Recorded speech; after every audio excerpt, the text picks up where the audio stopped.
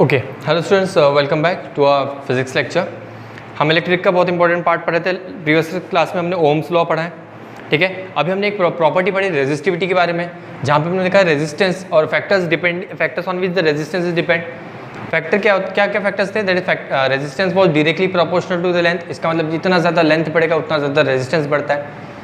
Resistance is inversely proportional to area. जितना ज़्यादा area उतना कम रेजिस्टेंस, जितना कम एरिया उतना ज़्यादा रेजिस्टेंस। यही पढ़ा था हमने, है ना। उसके बाद हमने एक प्रॉपर्टी देखी थी, दैट वाज रेजिस्टिविटी। रेजिस्टिविटी के बारे में हमने पढ़ा था, ठीक है।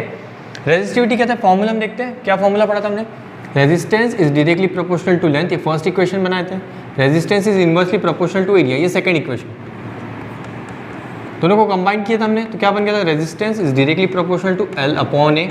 जहाँ पे हमने प्रोपोर्शन साइन को रिमूव किया था, R equal to resistivity into L upon ये हमने फॉर्मूला डिराइव किया था, है ना, प्रीवियस क्लास में।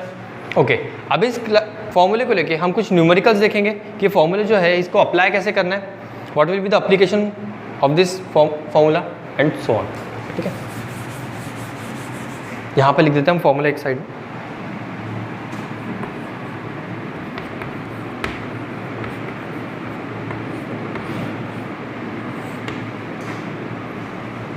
चलो ठीक है। ओके, फर्स्ट क्वेश्चन की तरफ देखते हैं। फर्स्ट क्वेश्चन क्या था? फर्स्ट क्वेश्चन पढ़ते हैं। How much current will an electric bulb draw from a 220 volt source if the resistance of the bulb filament is 1200 ohm. Okay, ये first part. Second part, how much current will an electric heater coil draw from a 220 volt source if the resistance of a heater is 10 ohm. Okay, दो part में question है, दो part में solve करेंगे। तो given लिखेंगे सबसे पहले। गिवन में क्या कह रहे हैं वो? That how much current will an electric bulb draw from a 220 volt. Volt है मतलब कि वोल्टेज, पोटेंशियल डिफरेंस के बारे में बात हो रही है। 220 वोल्ट मतलब पोटेंशियल डिफरेंस होगा, that is denoted by V। Source of resistance of a bulb filament is 1200 ohm. Resistance के बारे में बात करें। रेजिस्टेंस कितना है? 1200 ओम। चीज़ें क्लियर है? ये फर्स्ट पार्ट का गिवन हो गया। सेकेंड पार्ट में क्या कह रहा है? How much current will an electric heater draw from a 220 volt source if the resistance is 100 ओम। ये फर्स्ट केस हो गया। सेकेंड केस में कह रहे हैं कि अगर फिर से 220 वोल्ट पोटेंशियल डिफरेंस यूज कर रहे हो और रेजिस्टेंस 100 ओम है, तो what will be the current to find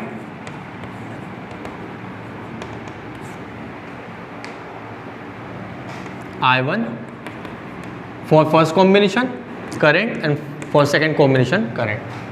Solution formula देखते हैं, ठीक है। V हमारे पास गिवन है, R गिवन है, I फाइंड करना है। तो हमें याद आता है कि ओम्स लॉ हमने पढ़ते। ओम्स लॉ क्या कहता था? V equals to IR। This was Ohm's law, है ना। ये क्या था? ये ओम्स लॉ था। अब अप्लाई करते for the first condition in which V is given as 220 volt, R1 is given as 1200 ohm. You have to find I1, ठीक है। तो ओम्स लॉ अप्लाई करते V1 equals to I1 into R1। Value put करते हैं। V1 कितना है? V1 value 220 equals to I1 कितनी है? I1 फाइंड करना है हमें एंड R1 इज 1200।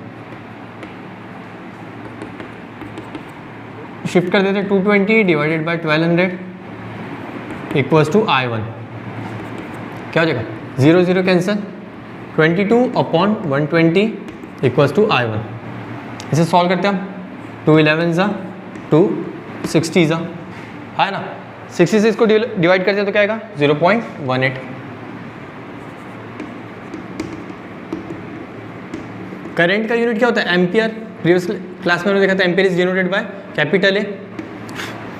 ये बन गया एम्पियर फर्स्ट केस के लिए। सेकंड केस के लिए देखते हैं। सेकंड केस के लिए भी same formula V equals to IR। यहाँ पर हो जाएगा V2 I2 R2। I2 हमें फाइंड करना है। V2 की वैल्यू कैसे है? 220। I2 हमें फाइंड करना है। R2 कितने? 100। क्या हो जाएगा? I2 equals to 220 upon 100। 0 0 cancel out, 10 से डिवाइड करेंगे तो डेसिमल शिफ्ट हो जाएगा। That is I2 equals to 2.2 ampere. ये आ गई I1 I2 की वैल्यू, इजी था। This is the application of Ohm's law. जब हमने ओम्स लॉ पढ़ा था V is directly proportional to I, उसके बाद हमने प्रोपोर्शनल रिमूव करके R कांस्टेंट यूज़ किया था, V इक्वल्स टू IR। जो हमने ओम्स लॉ दिखा पढ़े थे, ये उसका एप्लीकेशन है। इस फॉर्मूले को इस तरीके से अप्लाई करते हैं, मतलब यहाँ पे और एक फॉर्मूला हो गया V इक्वल्स टू IR। चीज़ें क्लियर है, लिस्ट बन गई, हाँ है ना? ओके, अब हम नेक्स्ट न्यूमेरिकल देखते हैं।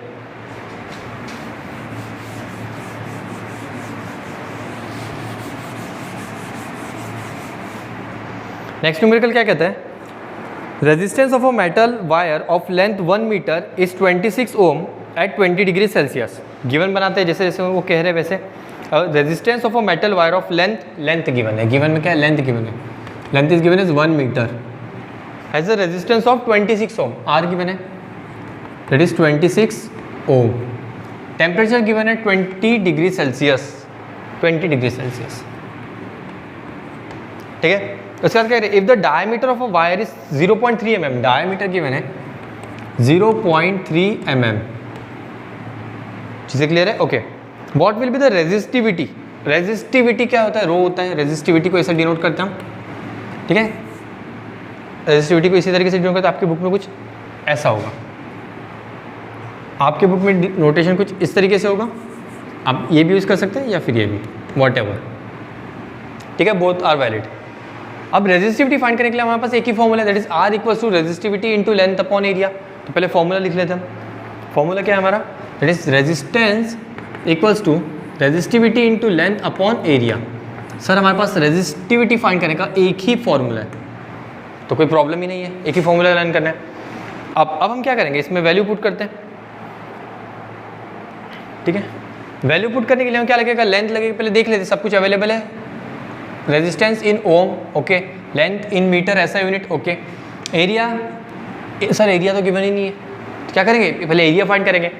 एरिया फाइंड करने के लिए यहाँ पे एक हिंट दिया है, देखो डायमीटर दिया है, क्योंकि हमें पता है कि जो सर्कुलर जो वायर्स होते हैं वो हमेशा सर्कुलर होते हैं, और सर्कल का डायमीटर या फिर रेडियस ही होता है। तो एरिया फाइंड करने के लिए उन्होंने एक हिंट दिया है, एरिया डायरेक्ट नहीं दिया है। एरिया फाइंड करने के लिए उन्होंने क्या किया है?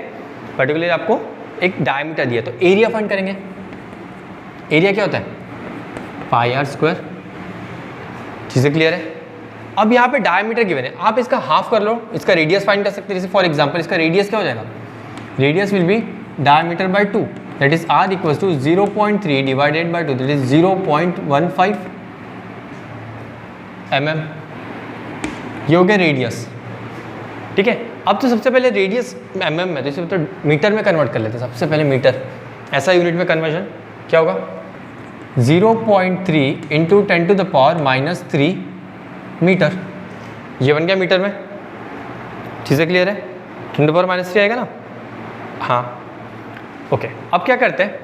वैल्यू पुट करते हैं। रेडियस को कैसे लिख सकते हैं हम? Radius can be written as diameter का half by whole square. Diameter का हाफ कर दिया, ठीक है। इसको मैं लिख देता हूँ।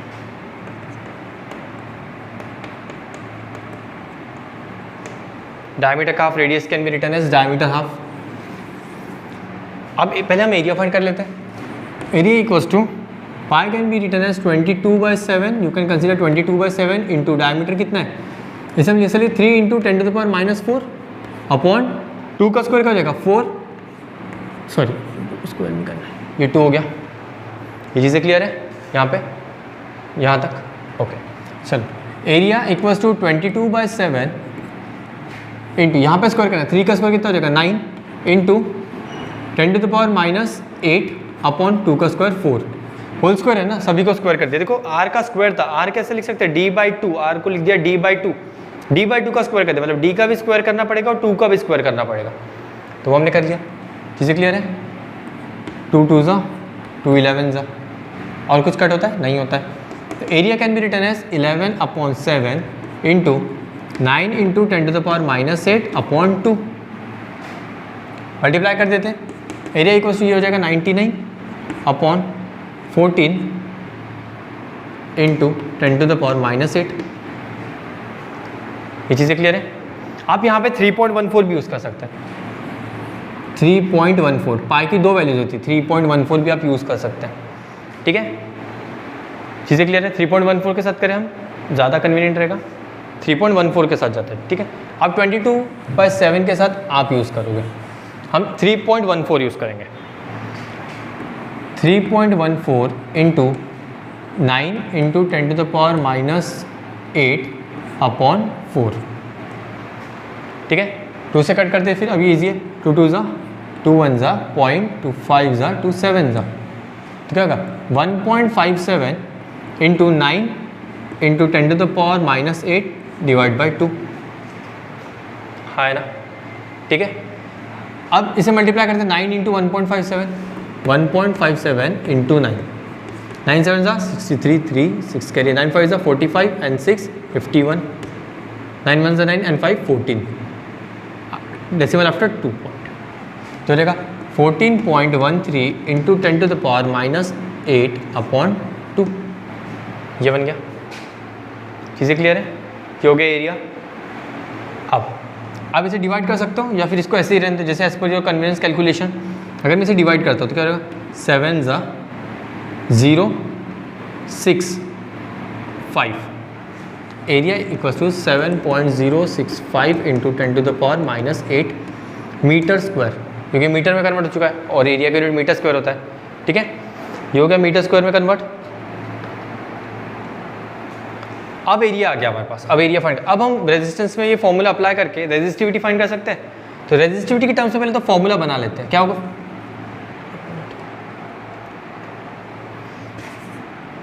क्या था, resistance equals to resistivity into length upon area. हमें रेजिस्टिविटी फाइंड करना है, तो क्या करें, एरिया को इस तरफ शिफ्ट कर देंगे, लेंथ को डाउनवर्ड, तो अगर R into A upon L equals to resistivity,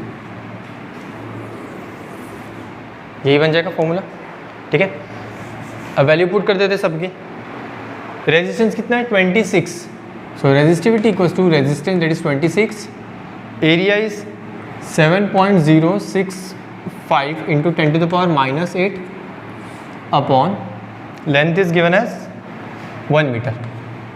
simple सा मल्टीप्लाई करना है, 26 को 7.065 से मल्टीप्लाई करोगे आप 10⁻⁻8, तो आपको रेजिस्टिविटी की वैल्यू मिल जाएगी।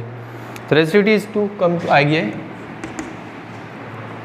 1.84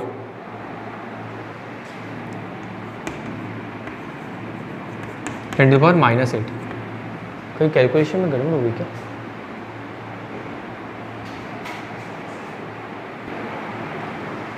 ओके, तो आपको मिल रहा है 1.84 into 10⁻⁸ resistivity is ohm metre.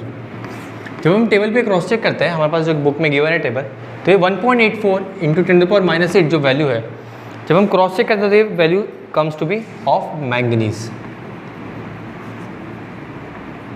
Manganese, तो ये जो रेजिस्टिविटी वैल्यू 1.84 इंटू 10⁻⁸ किसकी वैल्यू है, मैंगनीज की वैल्यू है। मतलब ये जो हमने रेजिस्टिविटी कैलकुलेशन किया है, आप कैलकुलेशन करेंगे तो हमें पता चला कि जो वायर है सर, ये वायर कौन से मटेरियल से बना है, मैंगनीज से। कैसे पता चला सर, 1.84 इंटू 10⁸ मीटर ओम मीटर जो है वो मैंगनीज की वैल्यू है। और हमें सर पता है कि जो रेजिस्टिविटी है तो वो कैरेक्टरिस्टिक प्रॉपर्टी है। कैरेक्टरिस्टिक प्रॉपर्टी मतलब क्या है, assign to only one value. Okay, चीज़ें क्लियर है, ये चीज़ समझ में आ गई। ओके, चलो अब कुछ नेक्स्ट एग्जांपल देखते हैं।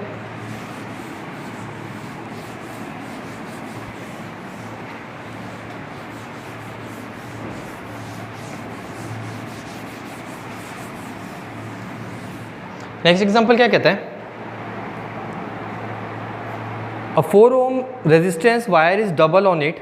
Calculate the new resistance of wire. Very easy. Double on it.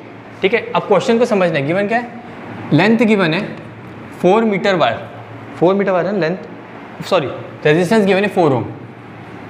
4 ohm wire is doubled on it. Question पे ध्यान देना है, मतलब ये ऐसे वायर था, point A to point B, point A to point B ये वायर था। अब क्या किया इन्होंने, डबल कर दिया, मतलब इस वायर को यहाँ इस पॉइंट बी को उठा के इस पे रख दिया, मतलब ये डबल कर दिया, डबल ऑन इट।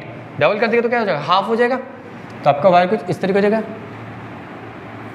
थोड़ा सा मोटा सा भी हो जाएगा, डबल हो जाएगा। तो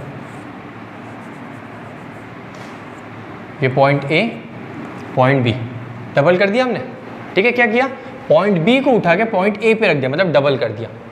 चीज़ें क्लियर है। अब क्या हुआ, डबल करने पे हमें एक चीज़ पता चल गई कि सर अगर इसकी लेंथ L है तो इसकी लेंथ कितनी हो जाएगी, L/2।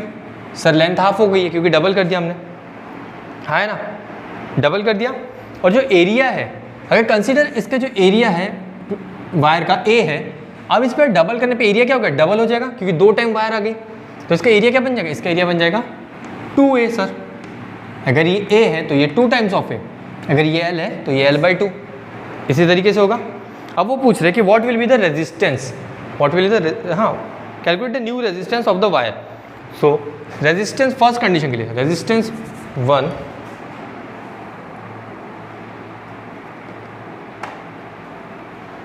ओके, फर्स्ट वायर के लिए, फर्स्ट वायर हमारा this R second wire, first wire के लिए निकालते हैं।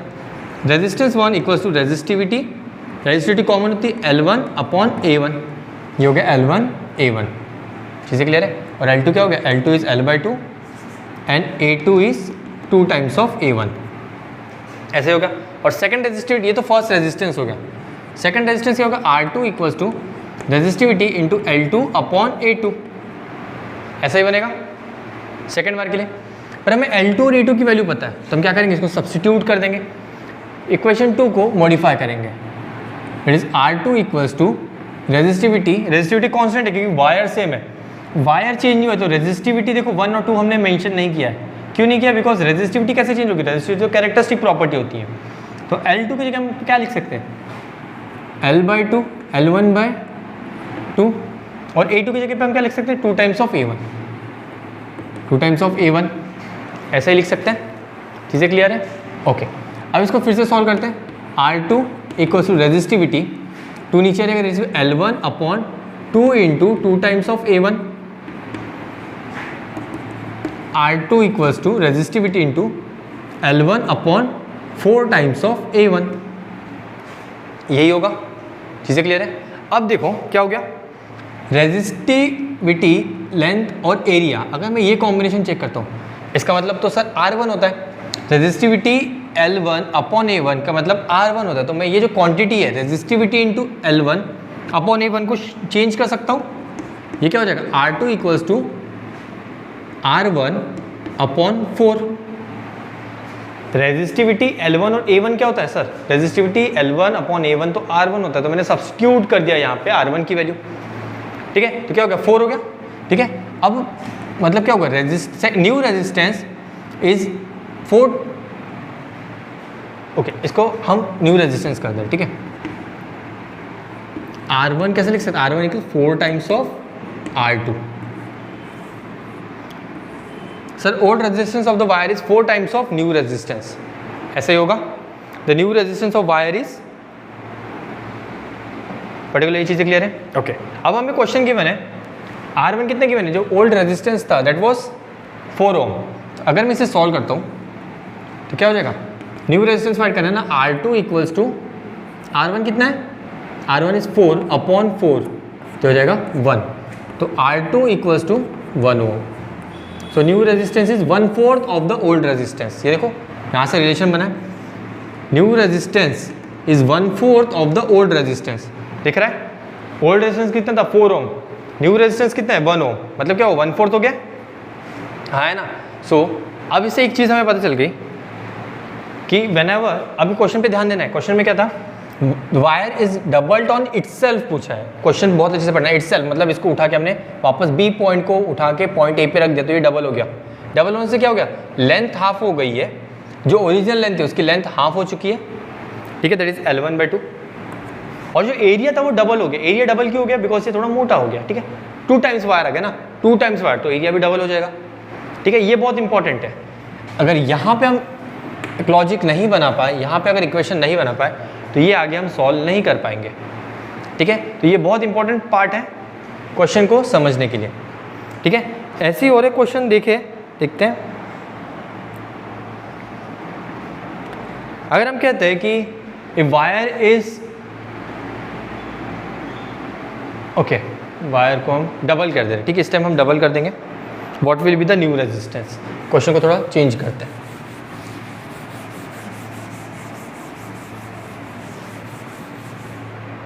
क्वेश्चन कुछ ऐसा है, क्वेश्चन पे ध्यान दो, एक वायर है A एंड B, ठीक है। अब इस वायर को क्या करता हूँ मैं, वायर को डबल कर दे रहा हूँ, बाय कटिंग इट डबल कर रहे हैं। ये हो गया ए, जो कि बी, पॉइंट बी।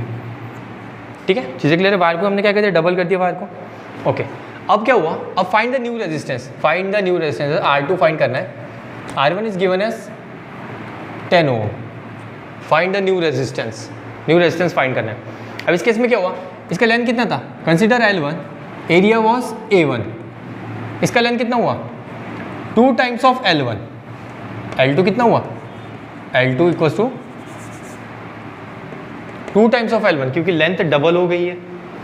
ठीक है, एरिया कितना हो गया, एरिया जो था A1, अब नया एरिया डबल होना मतलब क्या, कट कर दिया, कट कर दिया मतलब हाफ हो चुका, तो एरिया क्या हो गया, एरिया हाफ हो गया।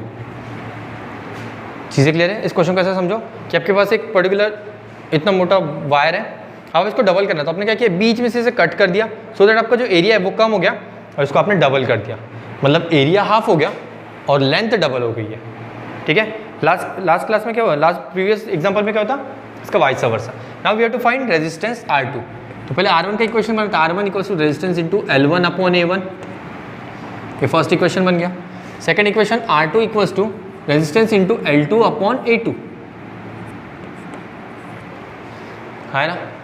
वैल्यू पुट कर देते हैं, वैल्यू क्या है, R2 में फाइंड करना है, तो R2 equals to resistance, L2 कितना गिवन है, L2 is 2 times of L1, 2 times of L1, and A2 कितना है, A2 इज A1/2। अभी 2 ऊपर चले जाएगा, दैट इज R2 अपॉन 2 ऊपर जाएगा तो 2 into 2 times of L1 upon A1।